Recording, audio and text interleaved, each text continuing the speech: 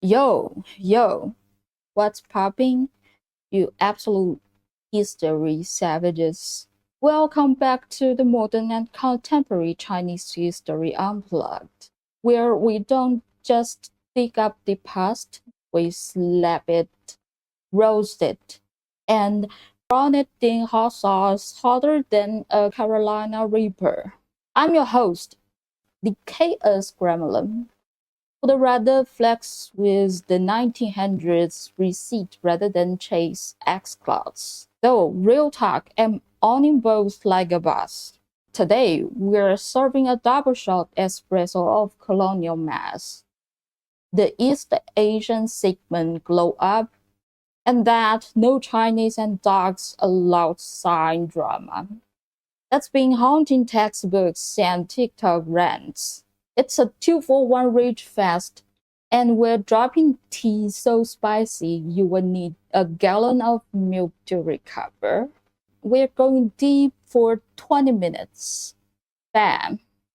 Smash like that. Stop up with the bell and let's get this hype train screaming down the tracks.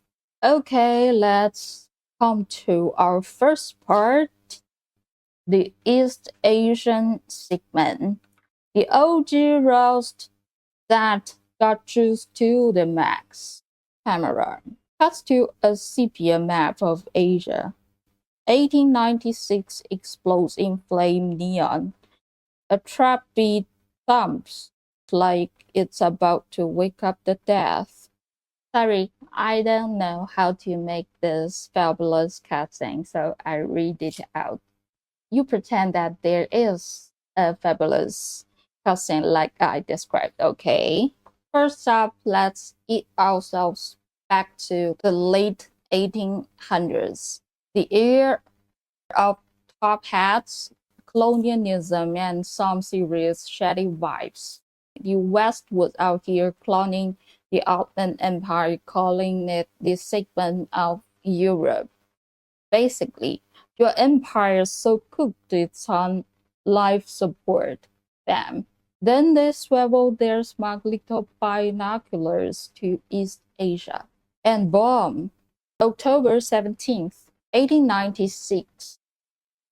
The Brirac North China Herald drops a savage boom. Some dude hiding behind a pen name Putinese writes, China is the segment of the Far East. Receipt? That article's locked in the archive like a pretty tweet you can't delete. What's the vibe? Qing's dynasty is a walking disaster. Think a reality show train wreck, but with actual opium and cannons. Here comes our second cutscene. Camera. Host slams a prop scroll on the desk, scribbles Qing equals dumpster fire. In Sharpie smirks quickly. Let's break it down. Bam. Qing's been eating else like it's a buffet. 1842, the Opium War hits. Raids roll in, guns blazing, and China's like, send help? Treaty of Nanking, August 29, 1842, is the receipt. Hong Kong was ruined, ports are cracked open, and Qing's coughing up silver. Then, 1895, Method War. Math loom war. Japan eats China into next week. Treaty of Shimonoseki on April 17th, 1895 is the proof. Taiwan's gone. Things on the ropes. And the West like segment alert, y'all. It's not about your push-up game or your grandma's noodle recipe. It's the empire wheezing like it's got stage 4 colonial flu. Here comes our third thing. Camera. Host grabs a fake stethoscope, pretends to check Ching's puzzle. Shrugs. I can do shrugs myself, yeah. Enter Liang Qichao, China's reform goat. In the 1900s, this dude dropping essays in New Citizen 1902 to 1906, calling China a sick man who slap folks a week, not a diss, a get your act together vibe. He's like, chains corrupt, let's fix this mess. Evidence? His writings are vibing in libraries. It's a wake-up call, not a rose sash. But hold my monster. The plot's about to get thick. Fast forward to 1919. May 4th movement. China's mad as hell. And the segment tag helps the language barrier like a viral TikTok dance. 1903. Shanghai's Zubao twisted. East Asian segment and just the government sucking. It's you being a Viking. Oh snap, the tea is boiling over now. Here comes our fourth cat thing. Camera holds its the stethoscope, grabs a megaphone, yells into it. I don't have a megaphone, and I won't yell into a megaphone because it's noisy. 1920s rolling, and the nationalists are straight up wilding. Papers like Shenbao tie segment to every colonial diss, thing, rent a cop shade and treaty vibes. 530 movement. May 30th, 1925, protesters are screaming it. Receipts in news clippings are serving drama on a platter. Then, 1936, some mad lad drops a leak. East Asian segment versus foreign devils. It's propaganda porn. And now, you are the segment, not just the throne. Olympic stature, China floats in Berlin, August. 36 papers go feral. See, segment energy. It's a remix so salvage. It's got its own Spotify playlist. Final boss level incoming. Mao struts up October 1st, 1949, Tiananmen Square, and dropped the mic. The Chinese people have stood up. That speech is on lock in every history feed. He's dunking on this segment tag like it's a personal vendetta. From an 1896 free roast about Qing's flop era to a nationalist war cry. That's got the whole squad hyped. It's a glow up spicier than a ghost paper challenge. Arc meaning? Empire's trash. New vibe? They're clowning our vibes. Let's fight! Speaking of fighting colonial shade, bam! Let's pivot to the next banger. Here comes the fifth cutscene. Cameron. Host spins in chair, pulls out a fake sign, read no vibes allowed. Smirks. I can do smirks, but I don't have a spin chair. Okay? Alright, you all hydrated? Good, because we're not done roasting the colonial clowns yet. Sigmund got China raging. But there's another legend that's been flexing harder than a gym bro on leg day. That no Chinese and dog allowed sign mass. Same energy, different flavor. Let's eat into Shanghai and unpack this spicy sequel. Okay, let's move to our second part. No Chinese and dog allowed. The sign that never was, but still slept. Here's our sixth cutscene. Camera cuts to a grainy bun photo. 1868 players in neon graffiti. Beat drops harder like it's about to break the sound barrier. Teleport to Shanghai, 1868. The public garden, now Huangpu Park, lands like a colonial flags on the bond. First modern park in China, run by the Buji International Settlement Squad. How we get here? Back to 1842, Greece got full supervillain in the Opium War.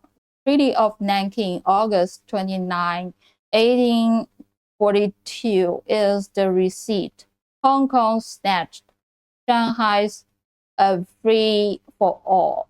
By 1863, British and Americans eat their dons into the international settlement.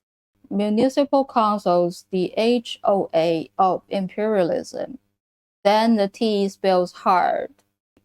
A sign allegedly says, "No Chinese and dogs allowed." Bro, that's a war crime of a diss.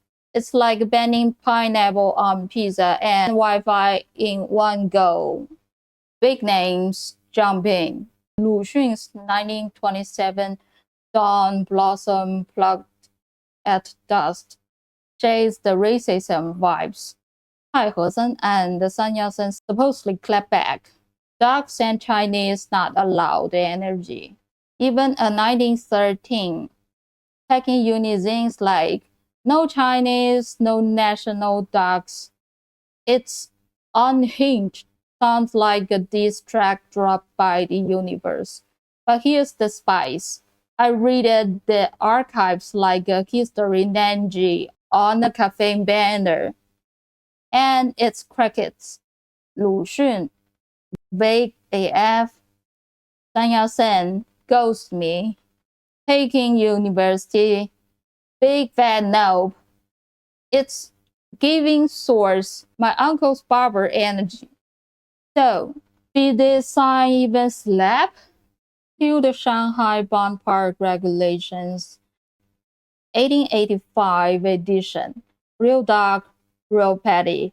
Rule number 5, no Chinese shall be admitted except servants with foreigners. Receipts in the municipal council vault. It's beverage.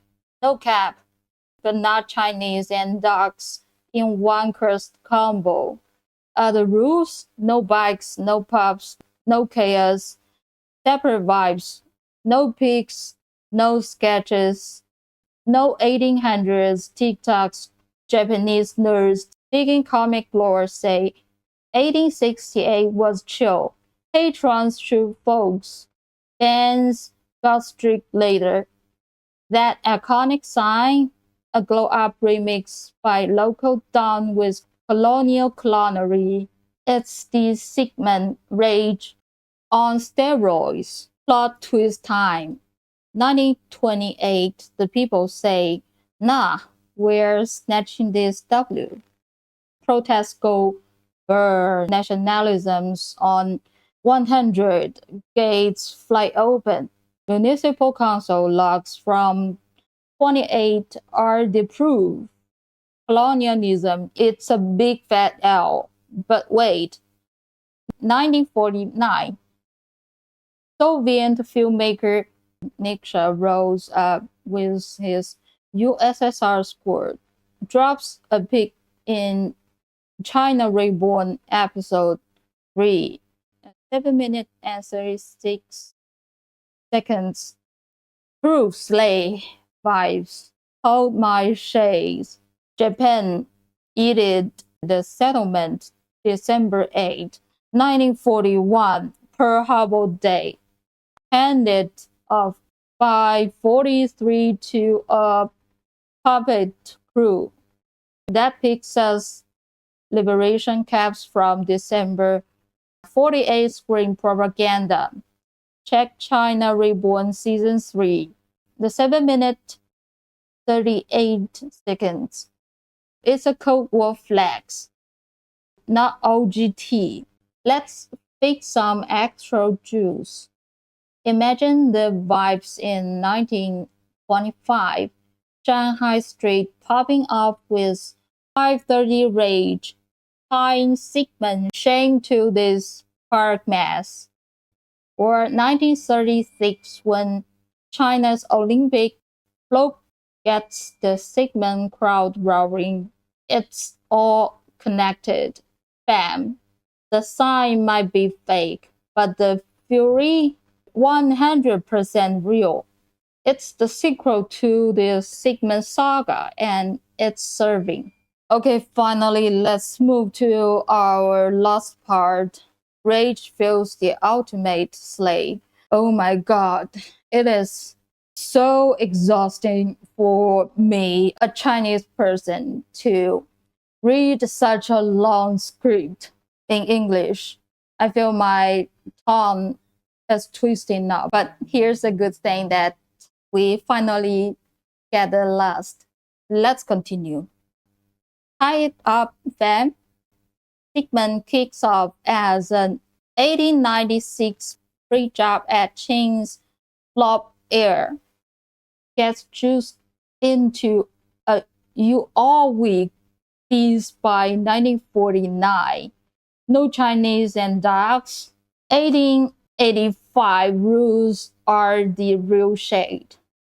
But the signs a nationalist TikTok trend from the 1900s both hit the same nerve. Colonial L's sparking fire. CCP's chairman, we stood up on October 1st, 1949, and the 1928 Park W. That's the glow up we stand. Receipts, treaties, papers, vids. It's a spicy saga of rage turning into power. Play level off the charts. And that's the drip. You absolute legends. East Asian segment and No Chinese and Dogs are colonial shade remixed into nationalist bangers that could headline Coachella. From 1896 rose to 1949 mic drops. It heard vibes flipped into pure fire. Were they twisted? 100%. Did they slap harder than a drunk uncle at a barbecue? You bet your sweet pippy they did. What's your take? OGT were overhyped to slay? Spill it in the comments. I want to see you all wilding down there.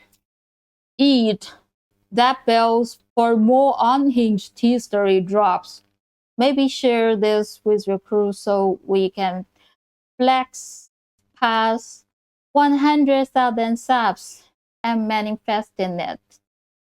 Fam, stay spicy, stay savage, catch up on the flip side. I'm sorry, but you can regard me as a coward because I'm too fear and because I'm fear of the CCP government. I